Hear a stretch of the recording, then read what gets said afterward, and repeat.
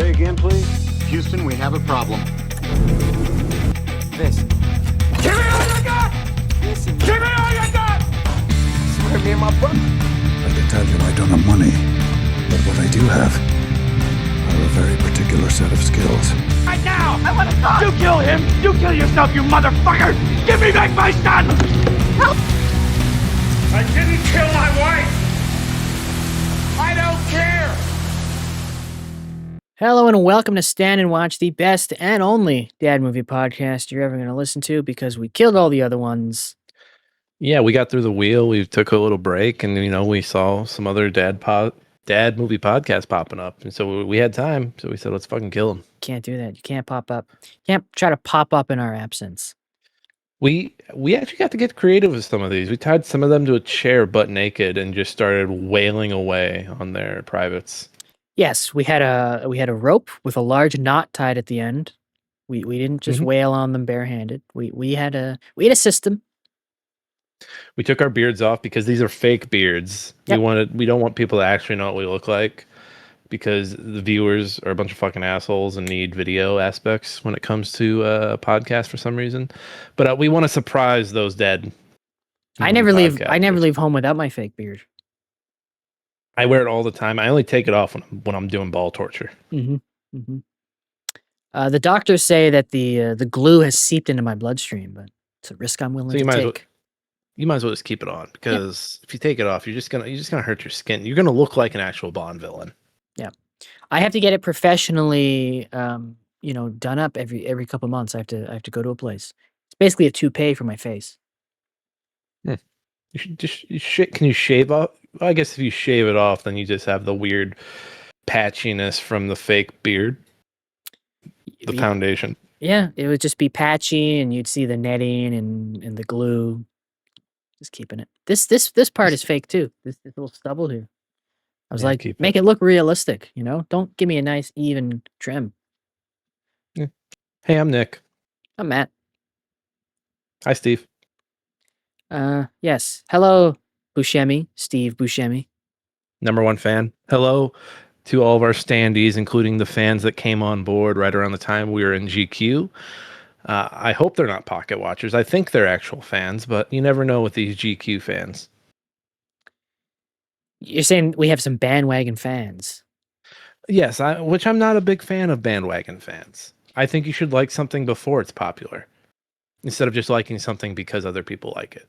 Do you think they like it because other people like it, or just because we were mentioned in GQ and they were like, "Oh, hey, GQ's mentioning some cool things. I should check this out." It doesn't matter. Fashionable. It doesn't. So you're gonna let a magazine decide what you like? The magazine didn't decide what they like. The magazine is how they heard about us. Does that make them a bandwagon fan? No. But then they should. They don't even we mention GQ. They don't get to mention GQ. I'll tell you how I become a fan of things. I let it get really, really, really, really popular, and then I let the fans really, really, really drive everyone crazy to the point where they don't want to like it anymore. And then when the fan base has chased enough people away, that's when I hop on the fan base. I usually become a fan of something after it's ended and over, and nobody cares anymore. Best time. Best time to hop on board. So right now, my biggest ones are Rick and Morty. The Boys, really particular about that one. Now that it's over, you should really jump back into that one. The fans, man, they're crazy. They're chasing more people away, so it's beautiful in here. Widow's Bay, I'm getting this one in early, but the fans are already driving people crazy, so you should get in here. That's one that I'm most definitely going to wait at least 1 to 2 years after its third season cancellation. Yes. Well, yeah, that's the Apple way. Yeah. Oh, who runs your show? Not Bill Lawrence? Canceled. I think that's just every network at this point. Did Mythic Quest get a 4th season? I don't know. I don't think it did. I don't think it did. I think you hit the 3rd season right on the head. Yeah, everyone's getting their 3rd season done. Unless you're Bill Lawrence or Taylor Sheridan, you're finished. You're finished after 3. You're done in this town. No more seasons of TV for you. The day they team up, it's all over. Today's movie, not a series, could be a series depending on what Amazon does with it here in the near future. Oh God, I hope not. It's bondage month over at the Stand and Watch. That's right, we're doing bondage. Are we? It's month? bondage month. BDSM all month for the pod. That's what you said, right? I don't think I said that. No. You said it's bondage month. No, it was Bond month at the GG Tribune. But you said we're doing bondage stuff. No, I didn't. No? No. Oh, I know what happened. The other day, Nick was asking me, when are we going to record? Are you free tonight? And I had to decline because I was doing some bondage stuff. There it is. You're mixing up conversations here. So I can put my ball gag away and everything. Okay, I was really concerned because I thought we were doing the Bond and the Bond. Okay, no, I just wanted to do the one Bond episode for this, and we're doing Bond month at the Tribune.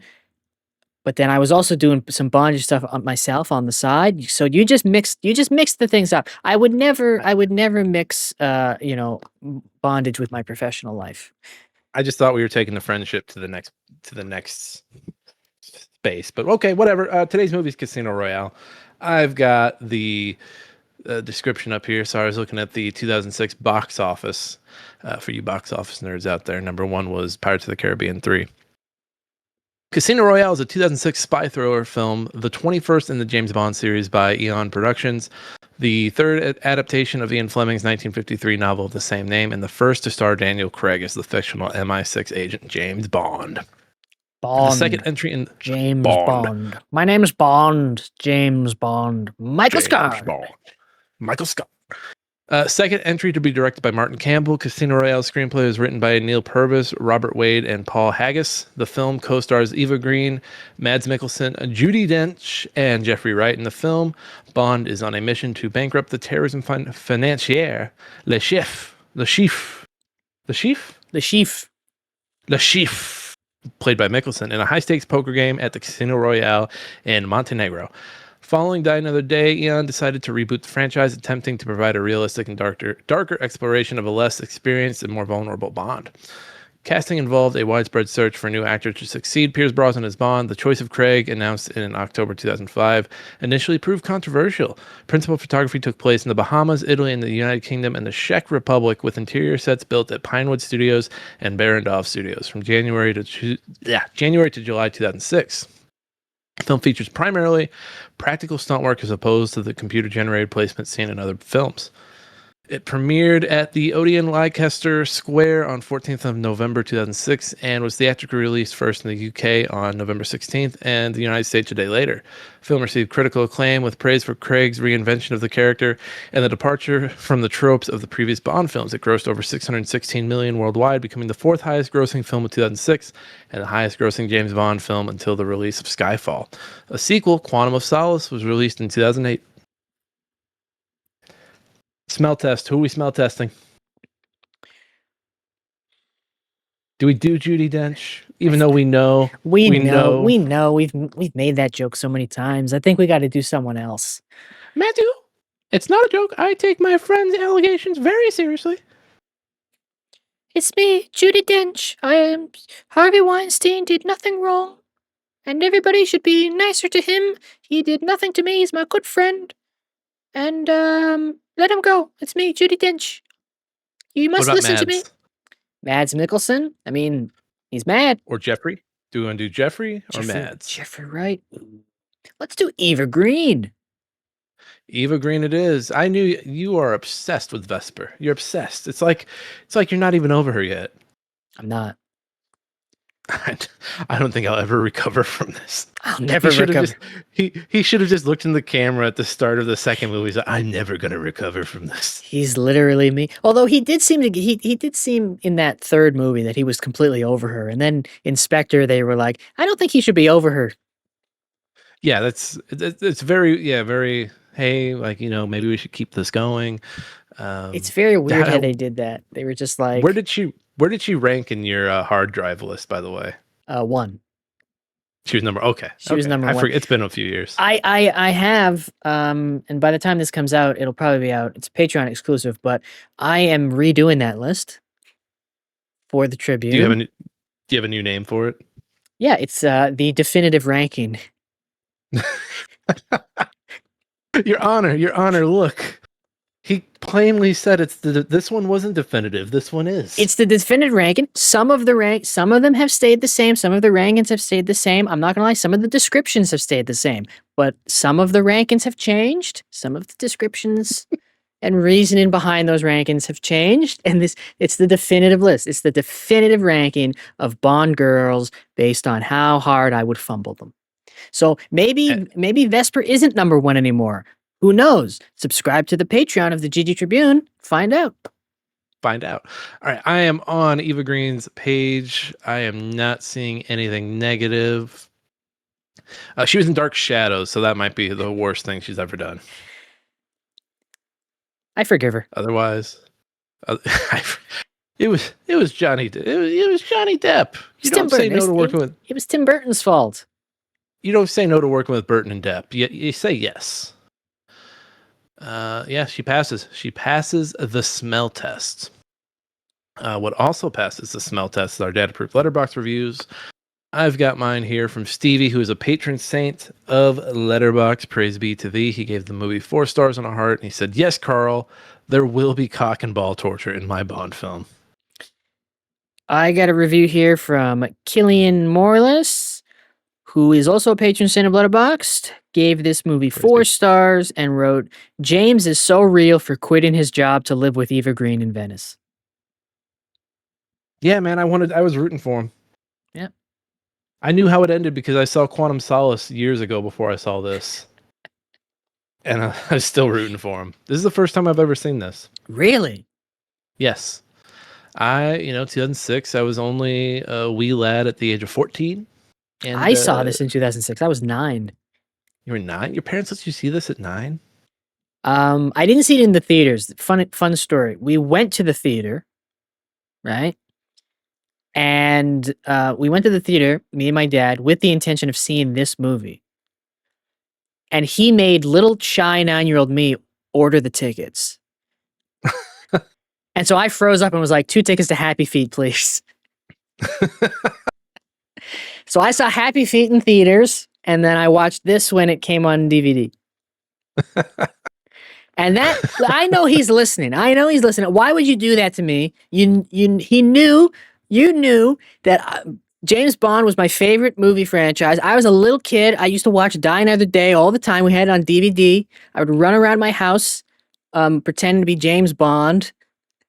New movie comes out. I'm so excited. He knows I'm shy. And he's like, "Okay, order the tickets." You had a chance and you blew it. I don't blame him. I blame you. No, it's his fault. It's his fault. Bad dad. He also threw a baseball at my throat once. On purpose? I can't disprove or prove the reasoning behind it.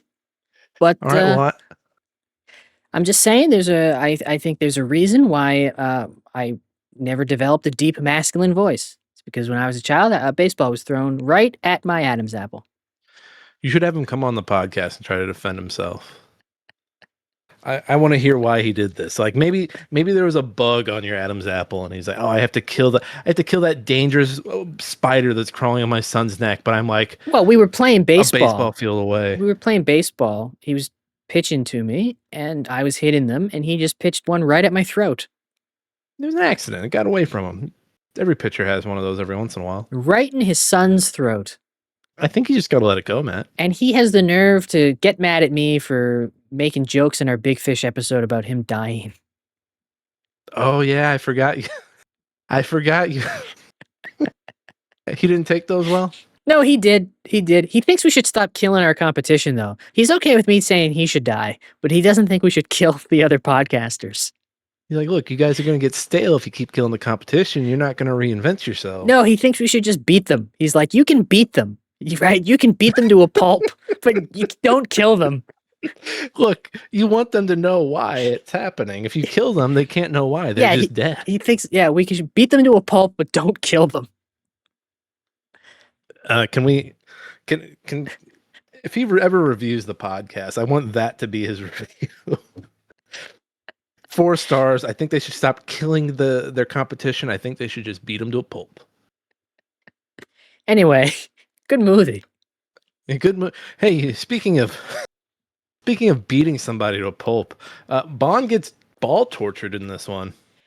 Yeah, and somehow 4 movies later he has a child. Not possible. No, these balls were obliterated. Yeah, there's nothing left. They're dust.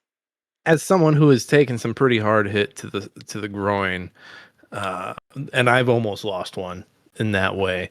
Yeah, man, these balls should be gone. I got a paintball to one once, and that was the worst.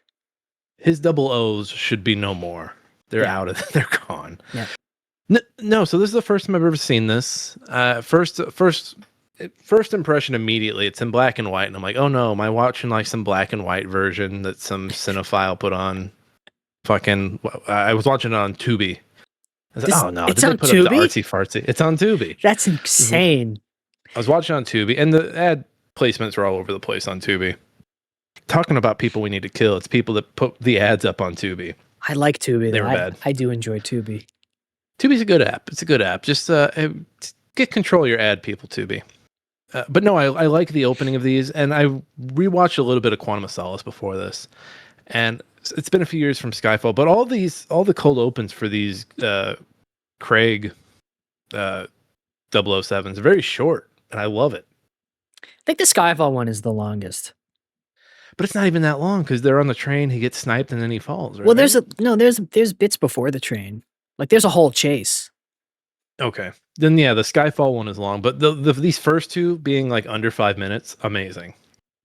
Like, yep, he gets 00 status. Yep, he kills his first guy in a bathroom fight, and then having a conversation with the second guy, and he's like, well, the second one gets boom. Yeah, it's really good. It's really fucking good. It's moody too. Yeah. Well, the first guy he killed was working for the second guy he killed.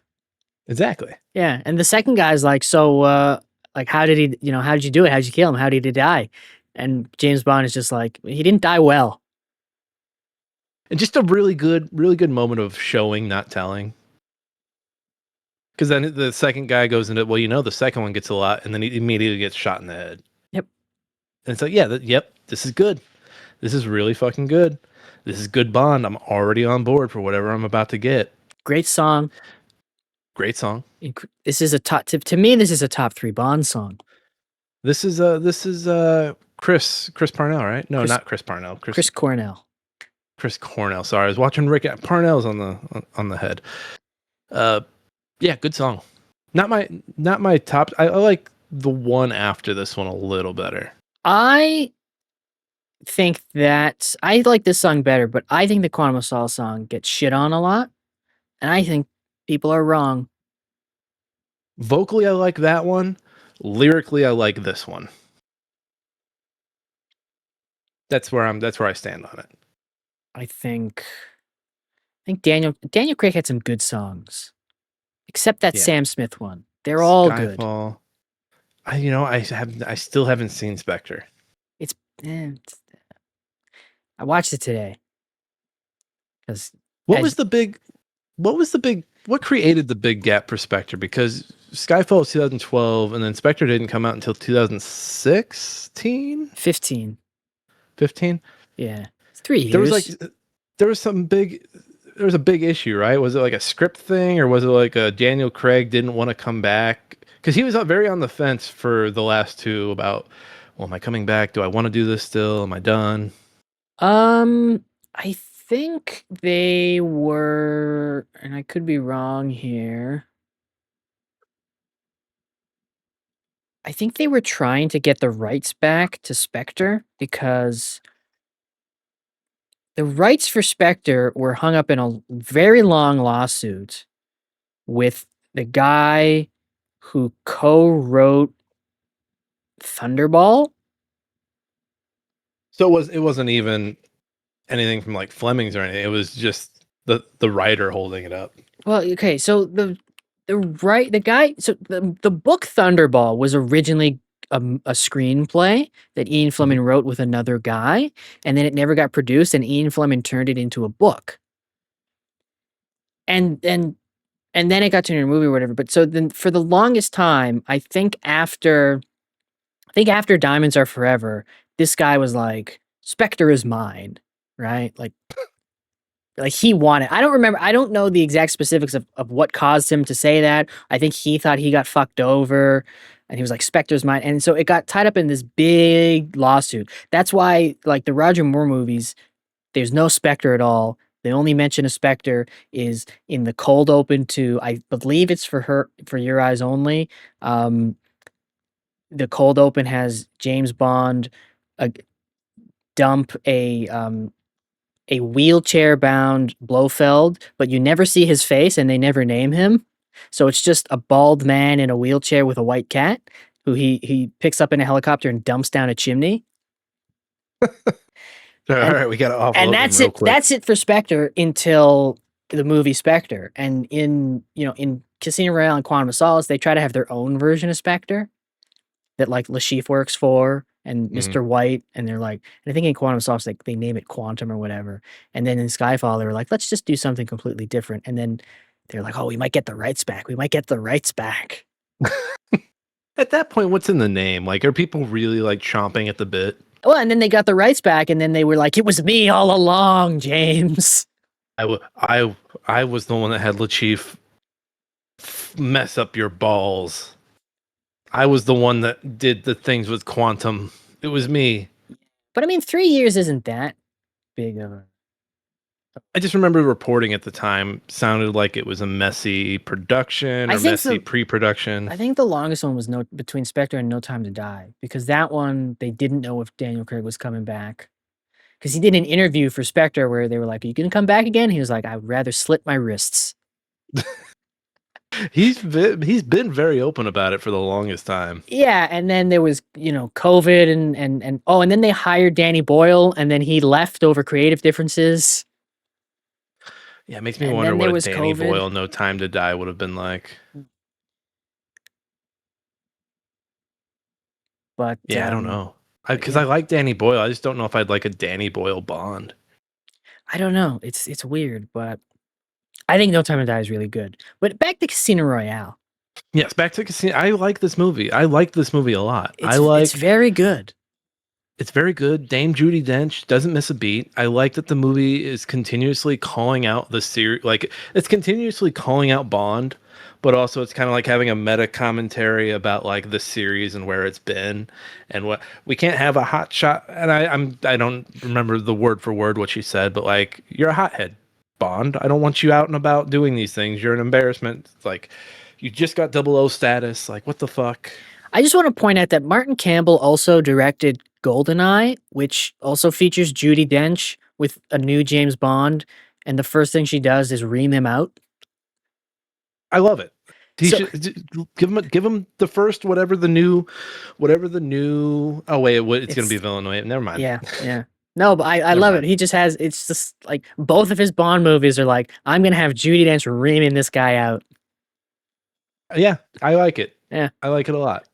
But then he also gets called out by Vesper early on in the train. Yep. So it's just a movie that's continuously like, look, we know the series is problematic. We know it's very misogynistic. We know that we kind of have to evolve to survive. And then we kind of get that a little bit from Bond. Like he's cocky throughout this movie, but his whole arc is, hey, stop being cocky, you asshole. Or someone's gonna whip the shit out of your balls. To be fair, the ball whipping wasn't so much as him being cocky as he just, Le Chiffre's a smart guy. And he jumped him. He got played. So wait, he got played. I don't remember Quantum of Solace too much, and I'm gonna rewatch it actually tonight when we're done with recordings. I did a double feature of them. I think that's a good way to watch Quantum of Solace, honestly. Well, and I started to watch it, but for some reason, so it's on Paramount Plus. That's so but weird. The audio's all mixed. The audio's all mixed up. Really? So like, the audio on the left is lined up with the movie, and the audio on the right is like a second off. So James Judi Dench will be saying something, and then you'll catch the tail end of it over here, like a second later. That's weird. And I tried updating the app, I tried updating my Fire Stick, and kept doing it. I was like, well, I'm not watching it like this. This is terrible. I think I know it's the app. I think the big knock against Quantum of Solace is that everybody says that, oh, Casino Royale, you can tell it was, you can tell the Bourne movies were popular when they made Casino Royale. I think Quantum of Solace suffers more from Bourne shaky cam editing than Casino Royale does. Casino Royale is pretty steady in everything, but I think Quantum of Solace is better than its overall reputation, and considering they wrote that on the fly, it's better than it has any right to be. But I think a double feature is the way to go. When I think the issue of Quantum of Solace is whenever it gets any kind of pushback, people just immediately fold and say, well, it was the writer's strike. It's like, no, you can be like, no, it's fine. Like, it's got problems, but it's fine. Yeah. And I didn't get to finish it. I'm going to finish it. Do we find out if Mathis was actually a traitor or not? Like, if he was a double agent? Oh, he wasn't. He was, okay. He wasn't. I remember that's a string they leave off here, and I know it gets picked up in Quantum. I just couldn't remember. Yeah, he wasn't. And I like that. I like how he thinks it's Mathis who's the traitor, and then when he finds out it was Vesper, and M is like, we'll let Mathis go now? And Bond's just like, no. Just because she's guilty doesn't mean he's innocent. He wants him to be guilty. Yeah, he's just like, look. She's like, great. We learned it was Vesper. That doesn't mean it wasn't also Mathis, which is just a great little character beat. So this guy doesn't trust anybody. He doesn't trust anybody, but he's also kind of jaded. He's kind of jaded now. Yeah, he's jaded immediately. He let his dick do his talking, and it fucked him. And I like, because when I was younger, I always hated, like, oh, do we really have to have a Bond girl? I just want him to fight the bad guys and win. Like, I just want to, but I mean, I guess, and you're more of a Bond head than I am. At the end of the day, you fight the bad guy, you win, and you get the girl, which is the trope.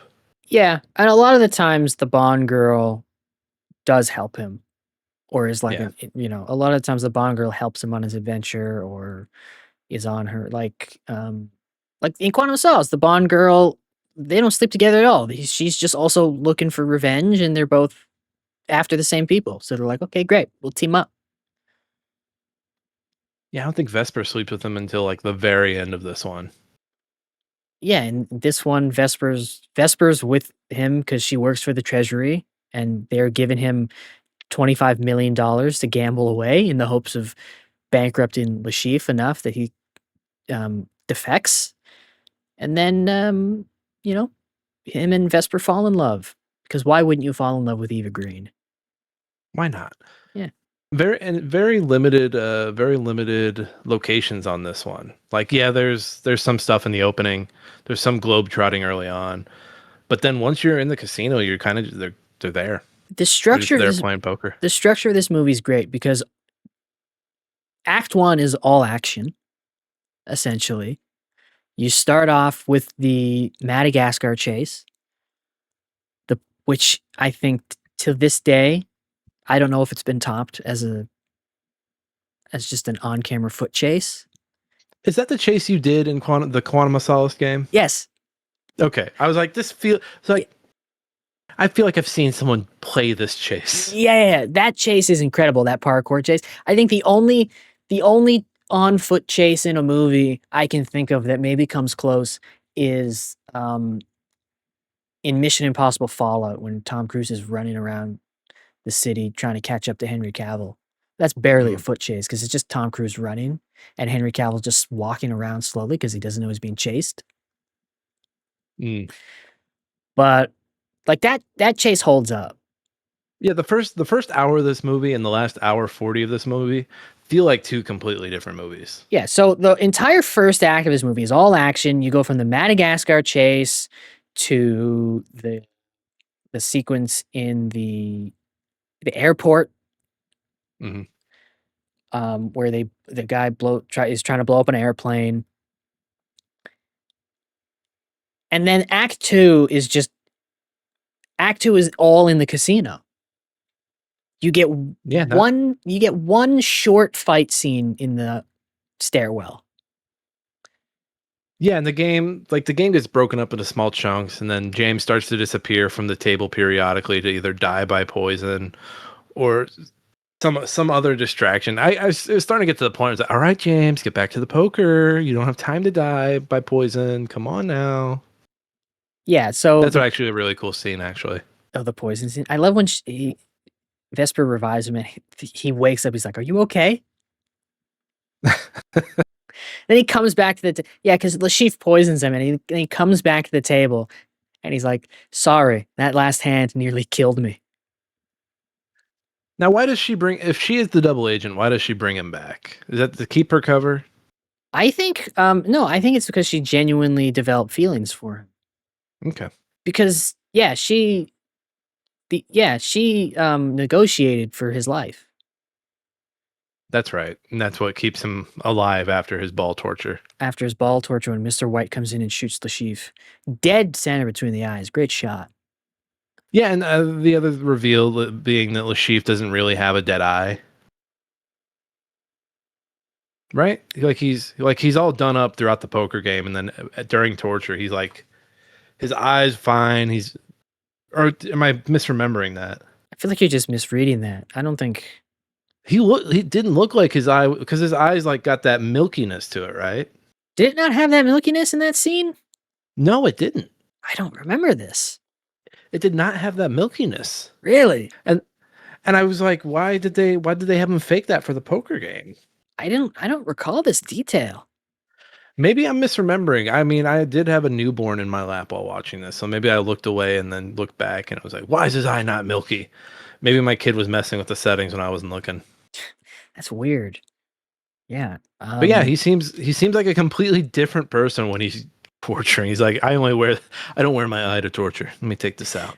Yeah, let me take my fake dead eye out while I torture you. Now you've got me curious. Because I'm pretty sure he even mentioned something about it. Does he? This is wild. And I know I'm going to Google it. Google's going to be like, no, Mads Mikkelsen doesn't really have a dead eye. It's true, he doesn't. Fake eye. Casino Royale. His left eye is scarred and weeps blood. Simply a medical condition called a derangement of the tear duct and is nothing sinister. The character uses this condition as a fake physical tell during high state. Okay. Oh yeah, he doesn't have the cloudy eye. I'm looking at a picture of him right now. He still has the scar though. He still has the scar, but like his eye, just looks like Mads Mikkelsen in there. Torture. Torture scene. Oh, hang on. I'm looking at another one where it's lit up a bit. Okay, it's not as cloudy, but it's still, I think, not. Maybe it was just the casino lighting. It might have just been the lighting in the tanker. Okay. Because I was sitting there thinking, like, oh, this is a cool little like nod to like, hey, person can just be a villain. They don't need some comical scar or comical defect. Yeah, I don't know. I think it might have just been the lighting in that tanker. Really wailing on his balls. Oh yeah, he wails on those balls. I recently read the Casino Royale book, and I was shocked to learn that scene is in the book. Do you think they did that scene and Daniel Craig's like, okay, I don't want to be Bond anymore.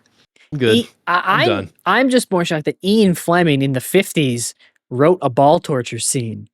He was into ball torture. The only difference is that in the book, it's not a rope. It's like some carpet cleaner thing. Oh, so he got creative. He's like, oh, let me get like a. Oh, it was probably like the thing they used to like pat like a curtain to get the dust off a curtain, like a heavy curtain. Yeah, I don't know I don't remember what it was called. Google it. Casino. Okay, I'm watching. I've pulled up the scene. His eye is still a little milky. Okay, I misread that. Sorry, everyone. I'm an idiot. I'm a big old dummy. But yeah, so Act 1, action. Act 2, casino. Mostly you get to break up the poker game because I don't know, you can only make a poker game so interesting to watch on screen.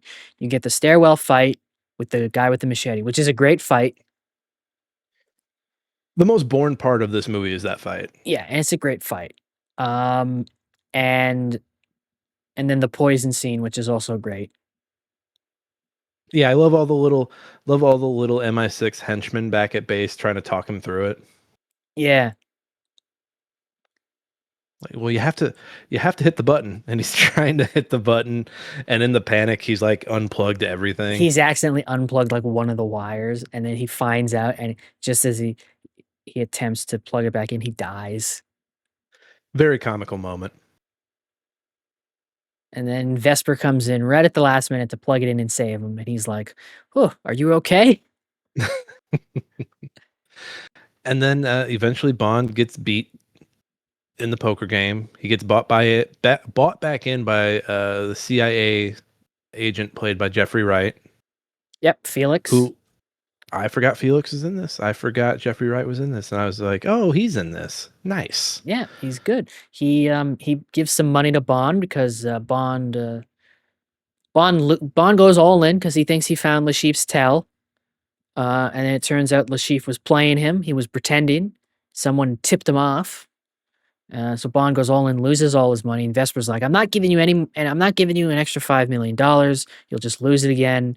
You're too egotistical. And Felix comes in. He's like, hey, man, I'm with the CIA.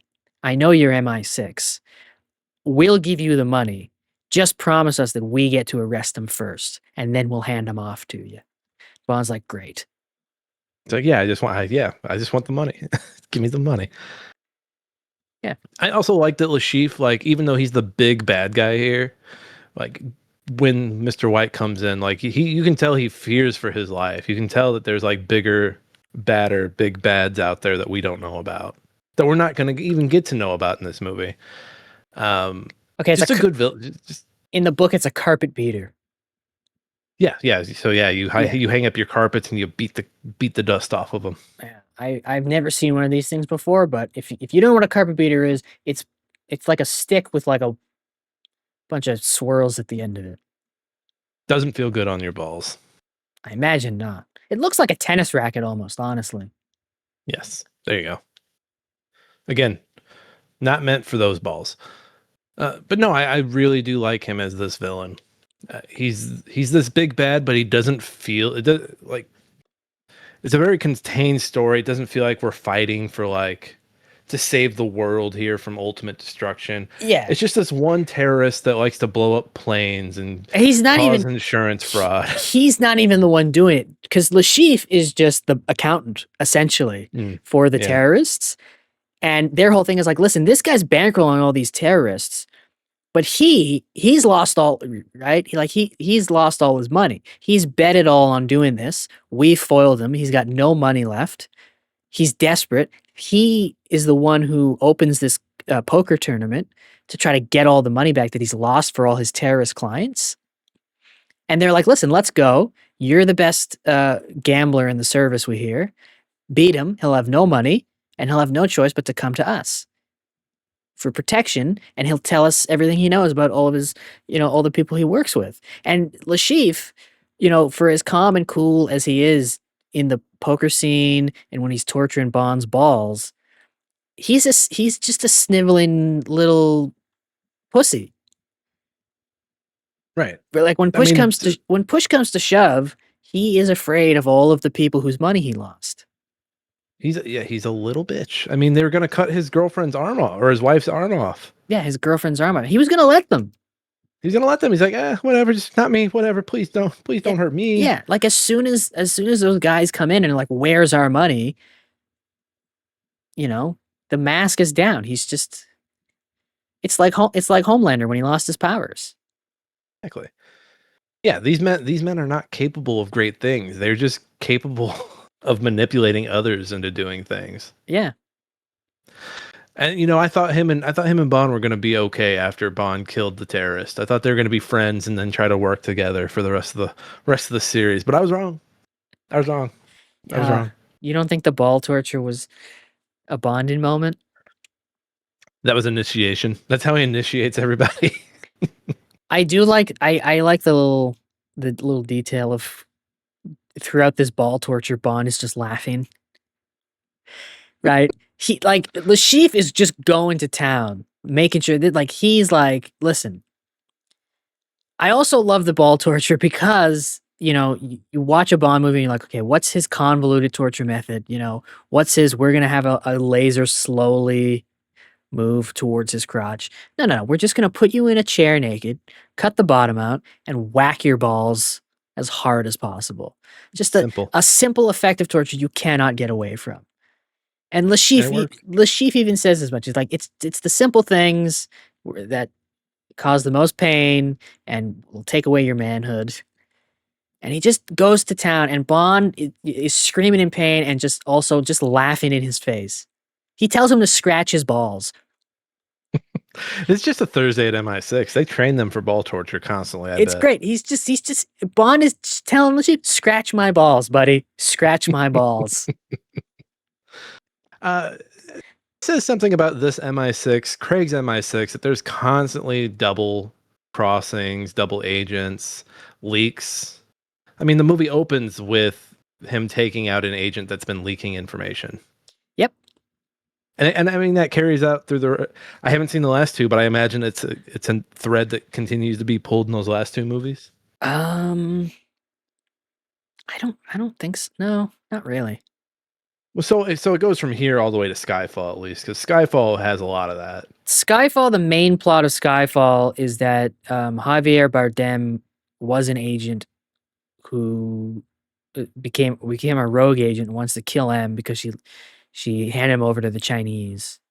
And he became like a cyber criminal. And the whole plot of that is the thing that kicks it off is he stole the list of all of the undercover agents and starts releasing them. And then M is like under investigation for being bad at her job for letting this happen, letting these leaks happen. I mean, she should have been investigated in this movie. I feel like Judi Dench's M should have been investigated at least since the Brosnan. I mean, GoldenEye, right? I mean, you've seen them all recently. I mean, but we did an episode on GoldenEye, and in GoldenEye, 006 is the villain. Yeah, they're very bad at keeping. She should have been investigated. Happy. Yeah, she should have been investigated for that right away. Are the Bond movies just like pro worker? Like, hey, if not anymore. Not anymore. Now that Amazon has something to say about it. Is there anything you hate about this movie? I think it's too long. Otherwise, I'm like, this is fine. You know what? The length. I remember when I went to rewatch this, I was shocked at how long it was. When I saw how long it was, because I was like, "There's no way it doesn't feel that long." Then I watched it. I don't think it feels that long. No, it's a good 240. I'm like, wow, 240. Like, is it 240? I thought it was 220. Is it 240? I swear it's 240. No Time to Die is 240. I think this one's 220. Maybe I'm getting them mixed up. So yeah, then 220 is not bad. Yeah, I'm sure when I watch No Time to Die, I'll be like, this feels like 240. I was shocked that because again, I've seen this before, and I never clocked how long it was. So when I went to watch it again, I was like 220. There's no way. They fit a lot in there. They do, but it moves. This movie moves. Even the poker scenes move again because they have those little breaks. When the poker game ends and you hit pause, you're like, holy shit, we still got like 40 minutes left. Holy shit. Yeah. And the poker game ends, and then he realizes he's been betrayed by Vesper, not by Mathis. And then there's a great little action scene in a sinking building in Venice. Really good scene. That might be the second most boring part of this movie. I think honestly, I mean, the parkour chase is pretty boring too, honestly. Yeah, but the parkour chase is just done so well that you don't even care. It's so good. And again, it's all done well, but the chase is just like a really fucking good chase. It's a great chase. And I love, and we talked about this when we played the game. I love how the guy is parkouring through all of this shit, and Bond's just barreling through the wall. Yeah, he jumps through that opening in the window, and then Bond's just like right through the drywall. Yeah, right through the drywall. Like a bull in a china shop. Yeah, this guy's just gracefully bouncing around parkour style through this, and then Bond is just like, just a Hulk. Well, and that whole chase scene, like of him just barreling through stuff. It's kind of Bond. I mean, it's Bond's arc. Like he's just this bull in a china shop that's gonna do whatever he has to. He's gonna go in head first to get the job done. And by the end of it, he's like, "Oh, maybe I shouldn't go so head in." There's a great I should be more tactical. There's a cool moment during that chase where the guy tries to shoot him and he's out of bullets and he whips his gun at Bond and Bond catches it and whips it back. Just the gall of Bond. He's in the embassy. This man should be protected by the embassy. And Bond goes full wick and says, "Nope." Yeah, he goes into a foreign nation's embassy and just barrels through it like a bull in a china shop. And when he's cornered, decides, fuck it, and blows it up. You can't do that. Right? He's just like, okay, I've been caught. Here's the guy, gives the guy back, and then pulls out another gun, shoots him, and shoots some exploding barrels and blows up half the embassy and fucking nopes out of there. Just the gall of this guy. I was like, yeah, you know what? Maybe M does need to ride him a little harder because he's a bad boy. He's a bad boy. Yeah. But yeah, there's nothing I dislike about this movie. It's a good movie. I like it a lot. Yeah. I think it's a 5-star movie. I also think it's a 5-star movie. I also think 100% dad movie. Absolutely. I mean, it's Bond. No, it's Bond. It's Bond. It's Bond. That right there is a 100% dad movie, but everything else about it is also. Just the cheekiness of him giving his name to the hotel clerk. Yeah. It's like James Bond. Like you just give your investors, like you just give your name out. Well, and the great part about that bit too is that they go there undercover with an alias. Like the reservation is under his alias, and he's just like, "Can I get your name, sir?" And he's like, "The name's Bond, but the reservation's under Beach." It's like, and she's like, "What the hell are you doing?" And he's like, "Look, the chief probably already knows that why we're here, so who gives a shit." And knowing that she is a double agent now, like that scene makes a little more sense because she's like, what the hell? This is gonna be an easy job. This guy's a moron. This guy's just giving his name out. This is easy money. GG easy, no replay. GG easy, no cap on God, bro. Oh man. But you know what? So 100% dad approved letterbox or 100% dad approved movie. Yep. And I'm just gonna say, give Martin Campbell another Bond movie because both of the ones he made are top 5. What's he been up to? He also directed the Zorro movies. Okay, those are all right. Which are good. I think, what is the last thing he did? Ooh, he did the 2011 Green Lantern. Sorry, man. Ooh. Edge of Darkness. The Foreigner. The Foreigner is that the Jackie Chan one? Yeah, that's the Jackie Chan one. That's pretty okay. It's pretty good. The Protege. I don't think I've ever heard of that one. Memory, Dirty Angels, Cleaner. Cleaner was a Daisy Ridley flick. And he's got one in post-production. Just Play Dead. Starring Samuel L. Jackson and Eva Green. Look, give him another Bond movie. After Villeneuve, give Martin Campbell another shot. I think because he's got two top 5s. Bezos, he's a fellow bald. He's a fellow bald. I think give him another shot. Come on, man. Who we shouldn't give a shot are the IMDb goofballs. These are folks that watch movies, find something pedantic to pick apart, and write about it on IMDb for the rest of us to glance at. And these are all written by Neil deGrasse Tyson, who was in the last episode of Colbert the other night, by the way. So it was bad. Yeah. Did you see that he, after his last episode, he hosted a public access TV show, and then CBS tried to get it taken down for copyright? I saw that. Are you trying to copyright the man you just fired? Why are you copywriting the man you fired? I've got mine here. No cobras are present on Madagascar, but still one is fighting a mongoose in an arena. They can be imported. Obviously, zoos and pets owning exist after all. I guess this is two people arguing in an IMDb goofball. In the same IMDb goof. It sounds like he typed up a goof, realized, well, I guess there's an explanation for this, and typed that up as well, and still decided to post it. 7 likes, 16 dislikes. I was rooting for the mongoose, by the way. Bad move. Team Goose. That's a good scene because I like how the other agent who Bond is like just thinks is an idiot because he keeps touching his earpiece. He's very stupid. Immediately, I was like, "Why is he touching his ear? Stop it!" Yeah, he's You're like, gonna "Stop!" Give yourself, you're gonna He keeps blow your touching. cover. He keeps touching his earpiece while he's talking to Bond. Bond's just like, "Stop touching your ear, dumbass!" He's like, "What?" and then the guy thereafter clocks him because he's touching his ear, and then he just falls into the pit and gets bitten by the snake. And yeah, does he die right there? I'm presuming he dies because I don't think he's seen again. No. Yeah. I think the cobra and the mongoose are just eating him. Yep. Anyway, I got mine here. The computer program Bond uses to type his resignation letter does not have a cursor. This would make it rather difficult to type up any kind of document.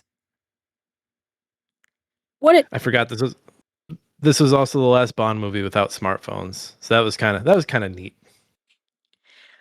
Maybe his cursor is just white. Yeah. But also shut up. Yeah. Shut up. Why are you watching a Bond movie and going, "Hey, he doesn't have a cursor on his screen"? That would make typing that up pretty difficult. Shut up. Hey, you know what else? You know what else, you fucking dork? Pens don't blow up when you fucking click it 3 times either. Yeah. People are not Dork. invincible. Cars don't have little things that spit out sludge to make people slip that are chasing you. Yeah. James Bond is an alcoholic and would not be allowed on active duty. No, it smells worse than Don Draper. His liver, his liver is shriveled. I also like him ordering a martini and then like taking a drink of it. Like that's actually not half bad. It's actually pretty good. Oh yeah, the drink he makes up. I like how he makes up a drink like at the table to tell the bartender what he wants, and then all of a sudden everybody who didn't want a drink is like, "You know what? I'll have one too." I'll have that as well. And then I'll Lashif, have a Samuel Adams. yeah, and then Lashif is just like, can we continue the game here, guys?" Yeah, for it being a more serious Bond, it's full of funny moments like that. Yeah, Do you have a dad joke? I do. Okay, all right, Mr. Bond, what you got? Do you know why James Bond doesn't use the bathroom at MI6? Why? Because of the duty stench. Boo, boo, poo poo on you, poo poo on you. I know you want to laugh at that. Poo poo on you. I know you want to laugh at that. I hate it. Matthew, I did not like that joke. But I do like Harvey Weinstein. It's me, Judi Dench. Oh, I was worried that was you for a minute, but then now that I know it was Judy. Yeah. Of course it was. She loves him. I like how our Judi Nope. Dench impression is the same as Tom Holland. I mean, they're the same person. The name's Bond, James Bond. It's me, Tom Holland. Now, what if they came out and said, "Hey, M is going to be played by Tom Holland"? That would be neat. I was talking to our good friend Brian the other day because I went on his podcast to talk about how great Tomorrow Never Dies is actually. Is he a fellow? He's a dad, right? I don't think so. Okay, all right. Watch out, Brian. Watch out. And we were talking about how for M, just bring back Ray Fiennes. Sure. Just bring him back. Like I know they want to do the reboot, but like just bring him back. Why not? They Why brought not? back Judi Dench for the Daniel Craig reboot. Bring back Ray Fiennes. That'd be cool. I'd be all right with that. Yeah. No wheel today. We're not spinning any wheels. Nope, this is a bonus episode. Bonus episode. If you're hearing this, yeah, man. Yeah. Thank you. Thanks for listening. Yeah. It's because there's a new video game. That's why some people might Yeah. not No, like, why is they doing a Casino Royale bonus? What's the significance? It's because there's a new video game. Yeah, there's like 2 more movies from the wheel we finished a few weeks ago that you guys are gonna get. I couldn't tell you what they are. Falling save my Down life. and Little Miss Sunshine. Oh, both great movies, both Yeah. great episodes. You'll love them. Yeah. And then we got another wheel. We'll be starting here shortly, so get ready. It's a banger wheel. I don't remember anything I put on it. Really? I don't remember anything from this wheel. I'll tell you when we're done here. But I guess we're done here. Okay. So yeah. Yeah, Viewers, that's good, dude. Viewers, yeah, right there. You know what to do. You know what to do, viewers. Listeners, we love you. You are our We favorite love you. people in the world. And yeah, tell your friends, tell your family, whatever you do, don't tell your mother.